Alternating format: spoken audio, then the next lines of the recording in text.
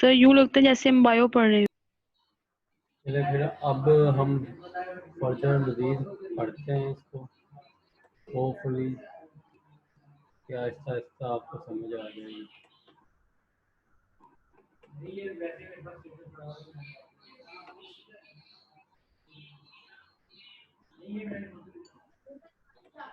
कहाँ तक हमने पढ़ लिया था? न्यूरॉन बिल्डिंग डेंड्राइट्स वगैरह तक हमने पढ़ लिया था आई थिंक। आज हमने ये पढ़ना है the basic unit structure of neuron. ये पढ़ लिया था।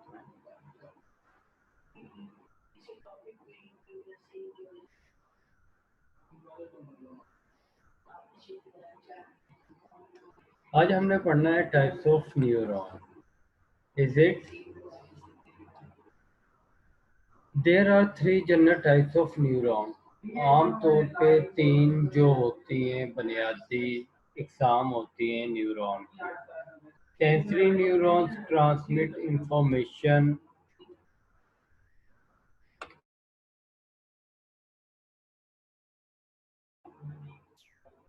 Sensory neurons transmit information received by receptors to the brain and spinal cord. अब सेंसरी न्यूरॉन्स का क्या काम है कि जो मालूमात वो बाहर वाले माहौल से हासिल करता है उस मालूमात को ब्रेन तक पहुंचाना और स्पाइनल कोड तक पहुंचाना। The receptors are specialised cell. जो रिसेप्टर्स होते हैं वो एक खास किस्म के सेल्स होते हैं सेंसिस ऑर्गन्स के अंदर, मसल्स के अंदर, स्किन के अंदर, जॉइंट्स के अंदर डेट डिटेक्ट फिजिकल और केमिकल चेंजेस, जिनका काम क्या है कि अगर कोई तबीई या केमिकल तब्दीलियाँ रोनमा हो तो वो उसको फौरी तौर पे जान ले। And translate this changes into impulse, और फिर इन तब्दीलियों को वो तब्दील करे इम्पल्स में। इम्पल्स कहते हैं तहरीक, कोई पैगाम यानी कि लेके जाती है या कोई तहरीक वगैरह। That travels along the sensory neurons, जो कि सेंसरी न्यूरॉन्स के साथ साथ सफ़र करती है। फॉर इंस्टेंस, मिसाल के तौर पे cells in the back of the eye, कि हमारी आँख के पिछली जानिब जो सेल पाया जाता है वो रिस्पॉन्ड करता है लाइट पर। Cells in the skin receptor, जो हमारी स्किन के अंदर सेल पाया जाता है वो दर्द या प्रेशर वगैरह पे रिस्पॉन्ड करता है। And cell on the tongue, और जो ज़ुबान पे सेल पाया जाता है वो टेस्ट वगैरह पर रिस्पॉन्ड करता है। When sensory neurons are stimulated, जब हमारे सेंसरी न्यूरॉन्स जो हैं वो स्टिमुलेट होते हैं या उनमें कोई तहरीक पैदा होती है या वो एक्टिव होते हैं, they send signals to the central nervous system, वो सेंट्रल नर्वस सिस्टम को पैगाम भेजते हैं। which convert these signals into information। जहाँ सेंट्रल नर्वस सिस्टम क्या करता है कि जो सिग्नल्स आए हैं उनको कन्वर्ट करता है, which convert these signals into information, मालूमात में उसको कन्वर्ट करता है जो कि माहौल से हमें हासिल होती है। मोटर न्यूरॉन्स का काम क्या है कि ये जो भी सिग्नल्स होंगे उनको लेके एक जगह से दूसरी जगह जाते हैं, यानी कि ब्रेन तक जाते हैं या स्पाइनल कोर्ड तक जाते हैं। वहाँ से पैगाम लेके फिर ये जिस्म के मुख्तलिफ हिस्सों तक आते हैं, यानी कि ब्रेन और स्पाइनल कोर्ड से पैगाम लेके जब वो जिस्म के मुख्तलिफ हिस्सों तक आते हैं, जैसे कि मसल्स, ग्लैंड्स वगैरह उजलात तक आते हैं कि आप ये करो, आप हाथ को इस तरह करो, आप ये काम करो। ये सारा कौन करवा रहा होता है? मोटर न्यूरॉन्स करवा रहे होते हैं। अब सेंसरी न्यूरॉन्स और मोटर न्यूरॉन्स के दरमियान में एक थर्ड न्यूरॉन्स होता है जिसको हम कहते हैं एसोसिएशन न्यूरॉन्स। इसका काम क्या है? दोनों के दरमियान ताल्लुक को कायम करना, दोनों के लिए जंक्शन का काम करना और जॉइंट का काम करना। Association neurons are found only in the brain, ये सिर्फ दिमाग में पाए जाते हैं और स्पाइनल कोड में पाए जाते हैं। इनका काम क्या है कि सेंसरी न्यूरॉन्स जो मालूमात इम्पल्स लेके आते हैं उनको वसूल करना और उसके बाद relay these impulses to other association neurons, और दूसरे एसोसिएशन न्यूरॉन्स को ये पैगाम पहुंचाना, और टू मोटर न्यूरॉन्स और मोटर न्यूरॉन्स को पैगाम पहुंचाना। अभी तक हमने 3 तरह के न्यूरॉन्स पढ़ लिए हैं। सेंसरी न्यूरॉन्स का काम क्या है? जिस्म के जो मुख्तलिफ सेंसरी ऑर्गन है, रिसेप्टर है, वहाँ से मालूमात लेके ब्रेन तक पहुँचाने। मोटर न्यूरॉन का काम क्या है कि जी स्पाइनल कोर्ड से और ब्रेन से काम जो पैगाम है वो लेके जिस्म के मुख्तलिफ हिस्सों तक पहुँचाना।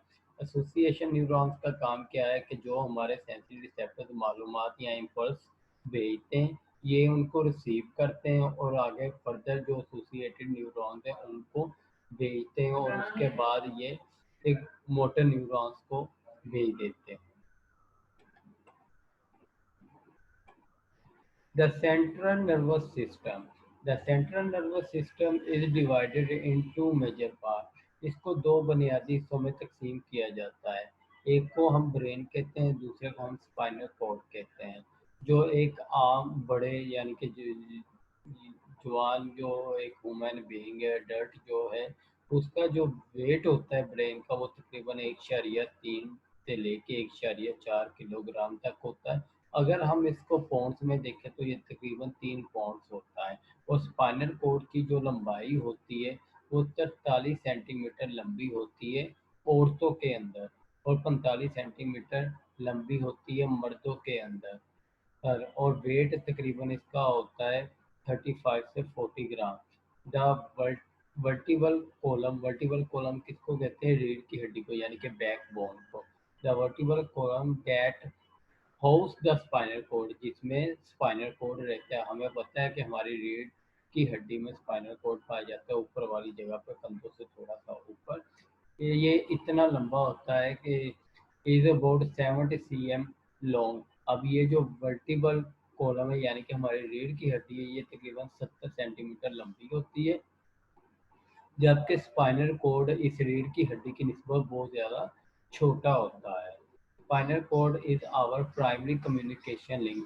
स्पाइनल कोड जो है वो हमारा बुनियादी बातचीत का एक ज़रिया होता है बैरूनी माहौल के साथ। It contain the structure responsible for reflex action. इसके अंदर एक ऐसा स्ट्रक्चर पाया जाता है जो कि जिम्मेदारी लेता है कोई ऑटोमेटिक रिस्पॉन्स देने की, यानी कि अगर आपका हाथ जो है वो गर्म पानी में आ जाए या गर्म लोहे के ऊपर आ जाए, आप फौरी तौर पे हाथ पीछे हटा लेते हैं। इसी तरह आँख का झपकना ये भी एक रिफ्लेक्सिस है। खांसी आना, स्नीजिंग आना, ये सारे की सारी चीज़ें क्या है? रिफ्लेक्सिस हैं। और ये सारे की सब किसकी वजह से होते हैं? क्योंकि हमारे जो स्पाइनल कोड है उसके अंदर एक ख़ास किस्म का जो है वो स्ट्रक्चर पाया जाता है जो कि रिफ्लेक्सिव एक्शन को कंट्रोल करता है। And the nerve fibre that serve as a link between the brain and other part of the body. अब जो नर्व फाइबर्स होते हैं जो एक रेशे रेशे से होते हैं, उनका काम क्या है कि वो लिंक पैदा करती है ब्रेन और जिस्म के मुख्तलिफ हिस्सों के दरमियान। A cross sectional view of the spinal code is. अब अगर हम क्रॉस सेक्शनल व्यू देखें यानी कि उल्ट के स्पाइनल कोड का हम क्रॉस सेक्शनल यानी कि एक दूसरे के उल्ट व्यू नजरिया देखें, the spinal cord has to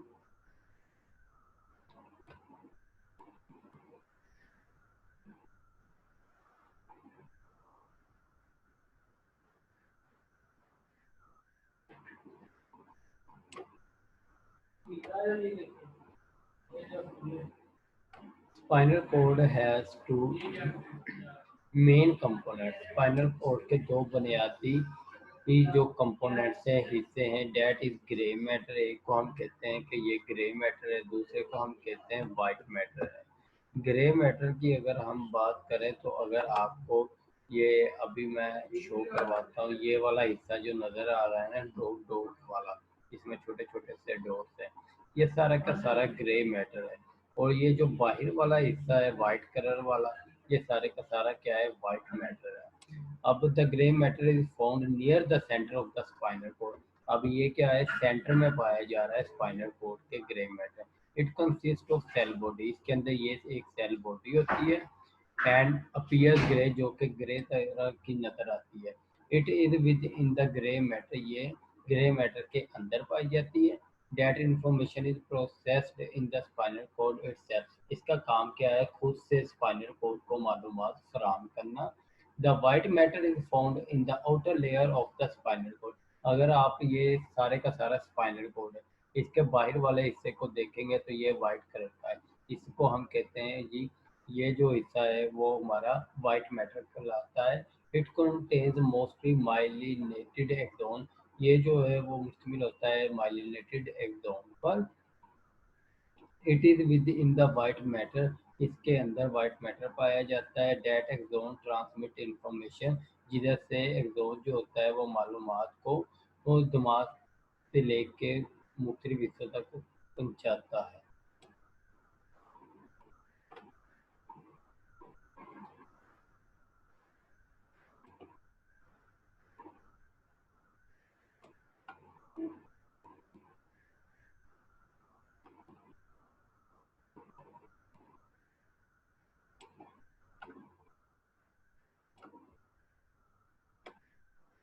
उसके बाद आ जाता है हमारे पास the brain. If there can be said to be governing organ of the body. अगर हम ये कहें कि जो जिस्म का एक गवर्निंग ऑर्गन है वो कौन सा है, तो हम बिला झिझक ये कहने पे मजबूर हो जाएंगे कि ब्रेन है, क्योंकि ब्रेन ही सारे जिस्म के निज़ामों को कंट्रोल करता है। क्योंकि इसी के अंदर ये सलाहियत है कि ये इस तरह के काम सर अंजाम दे सके कि जिसम को मुख्तलिफ हिस्सों को कंट्रोल कर सके।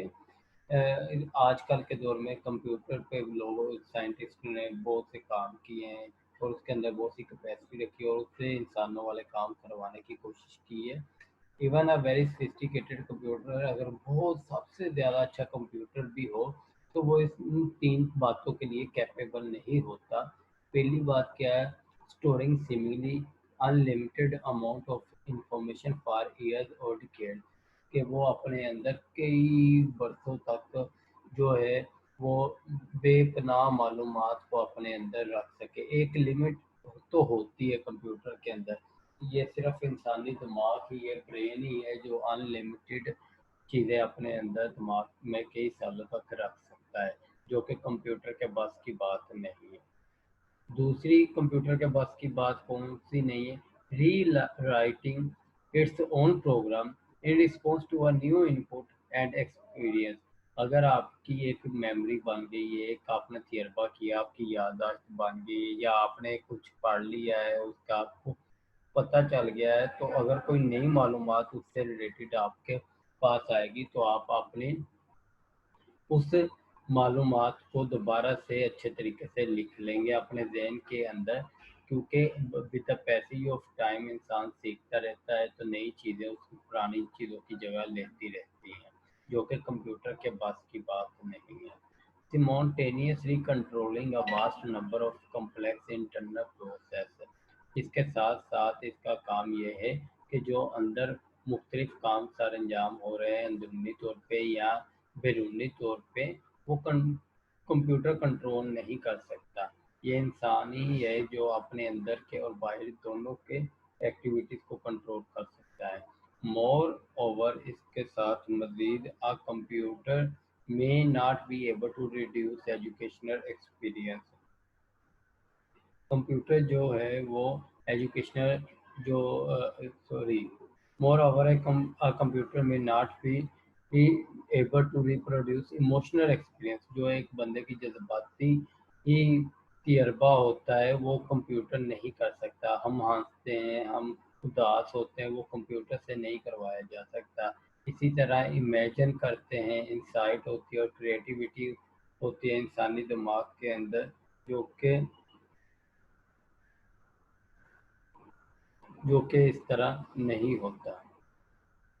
क्रिएटिविटी भी नहीं होती उसमें। उसके बाद आ गया जी main parts of the brain. The three main parts of the brain are forebrain, mid brain and hind brain. अगर हम ब्रेन को डिवाइड करें तो इसको हम तीन हिस्सों में डिवाइड कर सकते हैं। फोरब्रेन जो होता है उसको फर्दर हम मुख्तलिफ हिस्सों में डिवाइड करते हैं। एक को हम कहते हैं सेरिब्रम, थैलमस और हाइपोथैलमस। जबकि मिड ब्रेन को हम दो हिस्सों में फर्दर डिवाइड करते हैं, जिसको कहते हैं टेक्टम या टेगमेंटम। हम और हिंड ब्रेन को हम तीन हिस्सों में तकसीम करते हैं, cerebrum, pons and medulla. Often the midbrain, pons and medulla are together called brainstem. अक्सर क्या होता है, मिड ब्रेन हो गया, पोन्स हो गया या मेडोला हो गया, ये इकट्ठे वो काम करते हैं, जिसकी वजह से इन्हें कहा जाता है कि ये ब्रेन स्टेम है, यानी कि दिमाग का तना है। सेरिब्रम की अगर हम बात करें, the cerebrum form the largest area nearest the brain. अब इंसानी जो दिमाग है उसका जो करीब तरीन हिस्सा होता है उसको हम कहते हैं cerebrum. Associated with higher brain function, इसका काम क्या है कि जो वो हाई लेवल की फंक्शनिंग ऑफ ब्रेन करता है उसमें इसका रोल होता है, सच है जैसे कि सोचना या कोई काम सर अंजाम देना। और इसकी जो आउटर लेयर होती है उसको हम कहते हैं सेरिब्रल कॉर्टेक्स। और इस it is the sheet of neurons, ये न्यूरॉन्स की एक ऐसी तय होती है, वर्जिंग अबाउट 2.5 मिलीमीटर इन थिक, जो कि तकरीबन 2.5 मिलीमीटर मोटी होती है, and containing billions of neuron, जिसके अंदर बिलियंस की तादाद में न्यूरॉन्स जो हैं वो मौजूद होते हैं।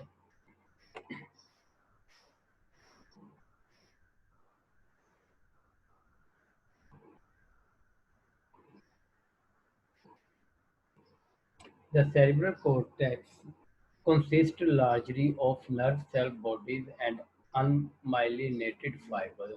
अगर हम सेरेब्रल कोर्टेक्स की बात करें, जिसको हम आम तौर पे कोर्टेक्स भी कहते हैं, इसका एक बड़ा हिस्सा जो होता है वो मुश्तमिल होता है नर्व सेल बॉडीज पर और इसके साथ साथ अनमाइलिनेटेड फाइबर्स पर। It is the grey matter, ये ग्रे मैटर होता है। The inside of the cerebrum, जो सेरिब्रम का अंदर वाला हिस्सा होता है, बीनीथ द कॉर्टेक्स, जो कि कॉर्टेक्स के नीचे वाक़ होता है, is composed mostly of myelinated axon. वो बहुत सी माइलिनेटेड एक्सोन को बनाता है। This is the white matter, वो कहलाता है white matter of cerebrum. As shown in the figure 4.5, the cerebral cortex is highly wrinkled, resulting in an increased in surface area of the brain। ये बहुत ज़्यादा यानी कि wrinkled होता है, क्योंकि ये नतीजा होता है कि ब्रेन का इसने एक ब्रेन की जो सतह है उसके बड़े हिस्से पे ये पाया जाता है। And the number of neurons within, और इसके अंदर बहुत से न्यूरॉन्स पाए जाते हैं, that make the brain more efficient, जो कि ब्रेन को मज़ीद बेहतर बनाते हैं या काबिल बनाते हैं। The cerebrum is divided in two horse.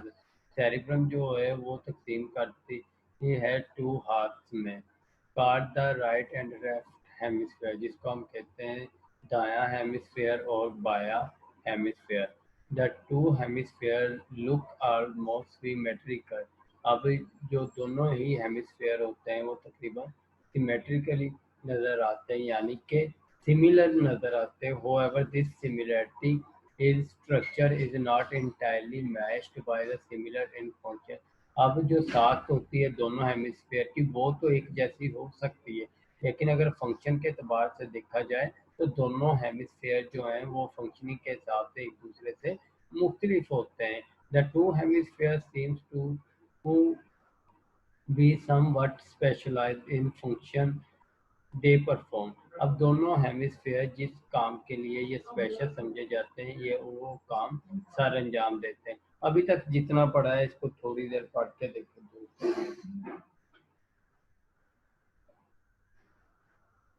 ये इसके नोट्स मैंने आप लोगों को सेंड भी कर दिए थे ग्रुप के अंदर, आप उधर से भी ओपन करके इसको पढ़ सकते हैं।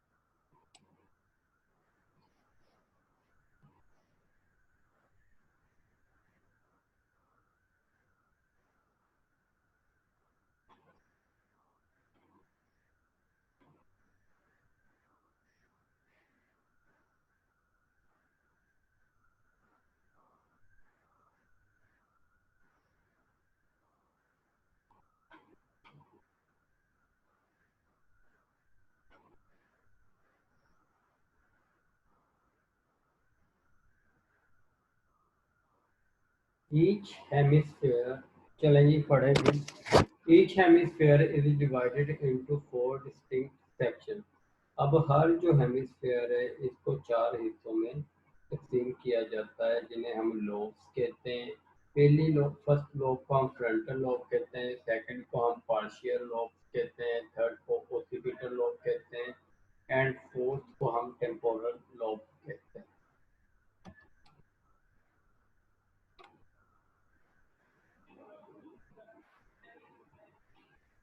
सर ब्रेन हेमरेज कैसे होता है?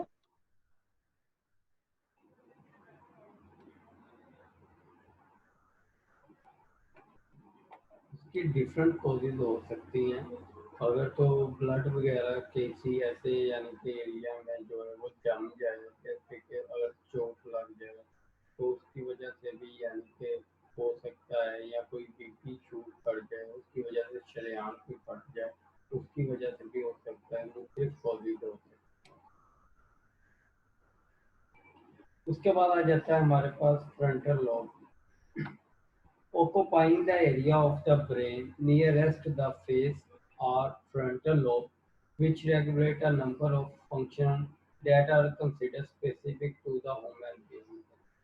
अब वो कह रहा है कि जो ब्रेन का सबसे करीब वाला हिस्सा जो ज़्यादा जगह घेरे हुए होता है, फेस के बिल्कुल पास होता है, उसको हम फ्रंटल लॉब कहते हैं.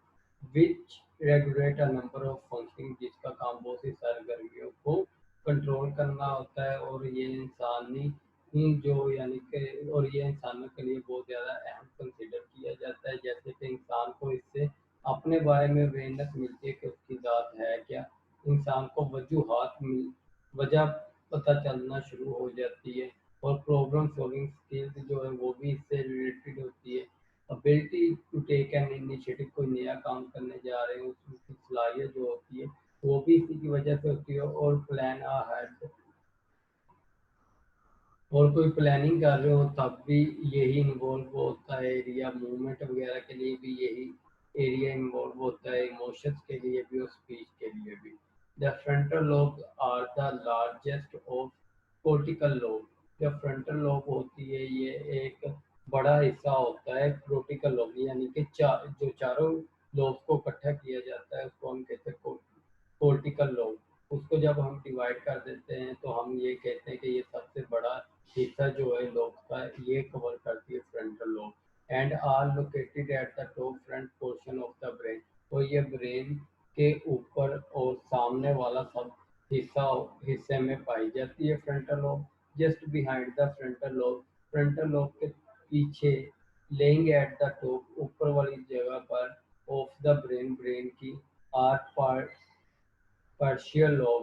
तो वो सेकंड जो लोब होते हैं वो पार्शियल लोब होते हैं. Which are associated with movement. इसका काम क्या है? हरकत को कंट्रोल करना, ओरिएंटेशन को, रिकॉग्निशन को, सेंसेशन को and perception of stimuli. The occipital lobe located at the very back of the brain. अब occipital lobe कहाँ पाई जाती है? ये ब्रेन के बिल्कुल पिछले वाले हिस्से में पाई जाती है. Are associated entirely with visual processing. इसका काम क्या है? देखने से रिलेटेड होता है. The last of the four major cortical lobes, the temporal. और जो चार मेजर लोब्स हैं कोर्टिकल, उनमें से जो तो लास्ट वाली है उसको हम कहते हैं टेम्पोरल लोब. ये कहाँ आर फाउंड ऑन द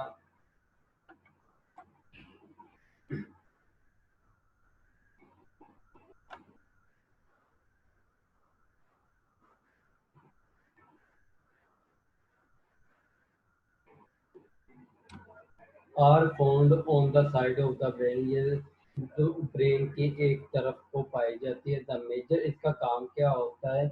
सुनने से मुतल्लक होता है, परसेप्शन से मुतल्लक होता है, लैंग्वेज से मुतल्लक होता है, याददाश्त से मुतल्लक होता है और कुछ जज्बाती जो कैफियत हैं उनको कंट्रोल करने से मुतल्लक होता है क्योंकि ये साइड पे होती है ब्रेन के.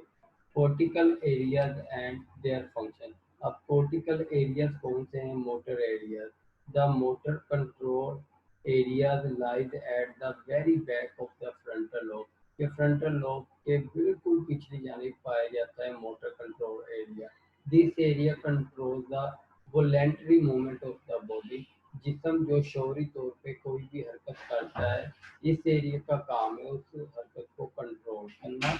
Damage to this area does not produce total paralysis. अगर इस एरिया में अगर कोई डैमेज आ जाए, खराबी आ जाए, तो उसकी वजह से बिल्कुल फालज नहीं हो जाता, बल्कि इसकी बजाय कुछ हिस्से जो होते हैं, कुछ कंट्रोल जो होता है वो इंसान का ख़त्म हो जाता है। जैसे कि फाइन मूवमेंट यानी कि फिंगर वगैरह जो आपके छोटे हिस्से होते हैं उनकी मूवमेंट को कहते हैं। स्पेशली ऑफ द फिंगर वगैरह मूव करना बंद कर देते हैं। उसके बाद आ जाता है somatosensory area. In the partial lobe lies an area called the somatosensory area. Partial lobe में पाए जाने वाले हिस्से को हम कहते हैं somatosensory area. Information from the skin senses, जो हमारे जिल्द के सेंसेस हैं, रिसेप्टर्स हैं, वो मालूमात उनसे आती है। नेमली टच हो गया, टेम्परेचर हो गया, पेन हो गया, प्रेशर हो गया, is carried to this area by sensory neuron. Sensory neuron ये सारी मालूमात बाहर वाले माहौल से हासिल करके इस एरिया में लेके आते हैं, जिसे हम कहते हैं somatosensory. Most of the nerve fibres in the pathway, बहुत सी नर्व फाइबर्स जो होती हैं वो रास्ता में होती हैं, that radiate to and and from the somatosensory and motor area cross the opposite side of the body. जिसका काम क्या होता है कि सोमैटोसेंसरी और जो मोटर एरियाज होता है और दूसरी जानिब, जिसमें कि दूसरे जानिब उनमें इम्पल्स वगैरह, तहरीक वगैरह पैदा करना। thus sensory impulses from the right side of the body go to the left somatosensory cortex। अब जो राइट साइड वाली जो होता है सेंसरी इंफॉर्मेशन या सेंसरी इम्पल्स, उसका काम क्या है कि वो लेफ्ट साइड वाले सेंसरी कॉर्टेक्स को कंट्रोल करती है। And the muscles of the right foot, जैसे कि दाएं जो पाँव है उसके मसल को, हेड को control by the left motor cortex. जो बायां वाला मोटर कॉर्टेक्स होगा वो दाएं वाले फुट और हैंड को कंट्रोल करेगा। जो दाएं वाला मोटर कॉर्टेक्स होगा वो बाएं वाले फुट और हैंड वगैरह को कंट्रोल करेगा। एज अ जनरल रूल, जो एक आम तरीका कार है, the amount of motor sensory और motor area associated with the particular part of the body, कि जो तादाद होती है सोमैटोसेंसरी और या मोटर एरिया की, वो उसका ताल्लुक खास तौर पे जिसम के एक हिस्से से होता है बराह रास्त, जो कि सेंसिटिविटी और यूज वगैरह में इस्तेमाल होता है।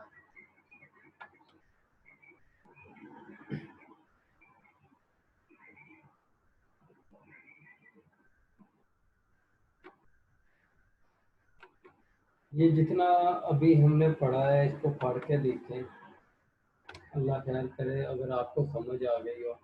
और कल से मेरी बात एक आप लोगों ने मद्देनजर रखनी है, जो बंदा 3 बजे के 2 मिनट के बाद आएगा उसको मैं क्लास में ऐड नहीं करूँगा।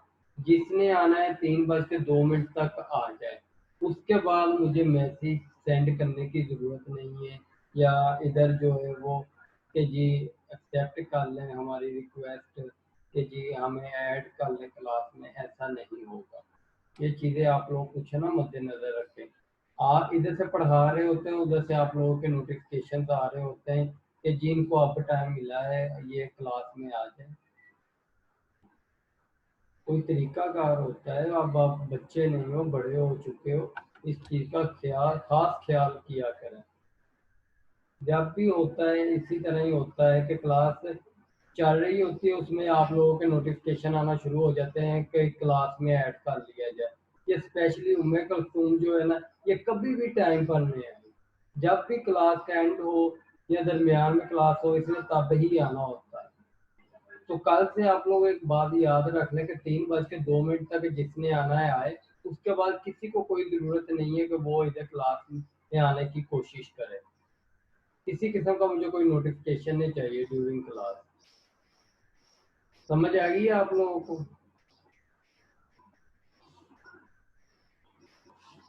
जी सर। Yes, sir.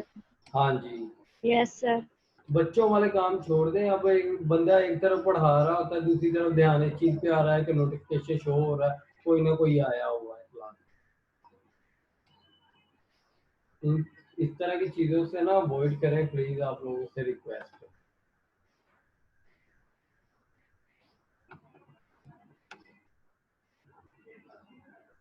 चलें ठीक है, बाकी फिर हम नेक्स्ट क्लास में करेंगे। इसको साथ साथ पढ़ लें, इसलिए मैं थोड़ा थोड़ा करवा रहा हूँ ताकि आप लोगों को साथ साथ ही समझ आती रहे। जहाँ से आपको प्रॉब्लम हो बेशक आप यूट्यूब वाला जो है उसको ओपन करके उसके साथ आप अपनी बुक रख के पढ़ के साथ साथ मेरी बात सुन के अपने कॉन्सेप्ट साथ में क्लियर कर लें। ओके, 1 मिनट अभी ना जाइएगा, कोई भी ना अभी जा।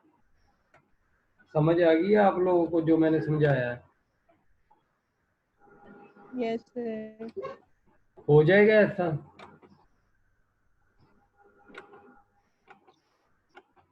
इंशाल्लाह सर।